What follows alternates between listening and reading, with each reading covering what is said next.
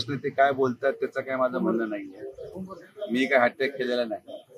आपण संगमनेर तालुक्यामध्ये महायुतीचा उमेदवार निवडून आला पाहिजे त्या दृष्टिकोनातून आपला प्रयत्न आहे आणि निवडून येण्यासाठी जे काही करावं लागेल ते संघटनेच्या वतीने केलं जाईल.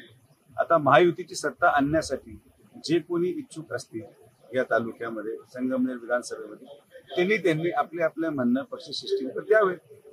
आपण प्रत्येक जणांनी म्हणणं दिल्यानंतर पक्षश्रेष्ठीचा निर्णय की त्याच्यामध्ये हट्टाचा कुठला विषयच येत नाही.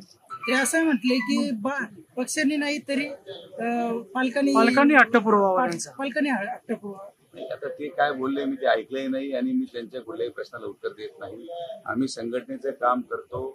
संगमनेर तालुक्यामध्ये विधानसभेमध्ये महायुतीचा आमदार यावा ही संकल्पना आहे आणि महायुतीचा आमदार होण्याच्या दृष्टिकोनातून संघटना प्रयत्न करेल. आज आश्वी येथील कार्यक्रमात आज राजेंद्र पिपाडा त्यांच्या सोबत स्टेजवर दिसून आलेले. काही काळापूर्वी ते आपल्या सोबतही दिसत होते, मात्र आज तिकडे गेलेले दिसून येते. तालुक्याची जनता पाहिजे की कोण पुढे होता, कोण पुढे जात होतं. तालुक्याची जनता सगळी पाहिलेली आहे.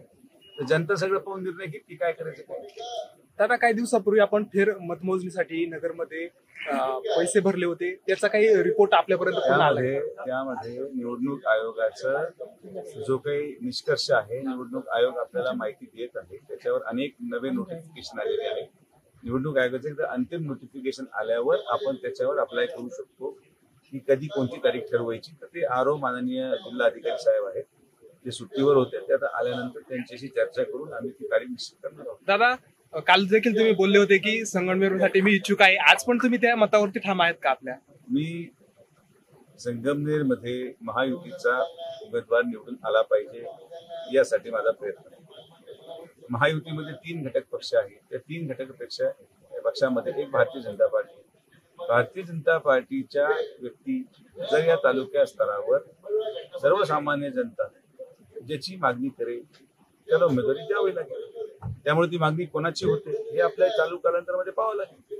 मी फक्त एवढंच म्हणतो की जर संघटनेची मागणी आली तर मग माझी काही हरकत नसणार. संघटनेची मागणी तर संघटना बांधायची, संघटना व्हायची, तर महायुतीचा आमदार निवडून येईल या दृष्टीकोनातून आपल्याला प्रयत्न करायचा. राहिला मुद्दा राहुरीचा, तर राहुरीमध्ये माननीय कर्डिले साहेब हे त्या ठिकाणी माजी आमदार आहेत, 2 टर्मचे आमदार राहिलेले आहेत. त्यामुळे पक्षश्रेष्ठीकडे जो योग्य वाटेल तो निर्णय होईलच. मात्र कर्डिले साहेबांच्याच नेतृत्वाखाली मी आजपर्यंत राजकारण केलं.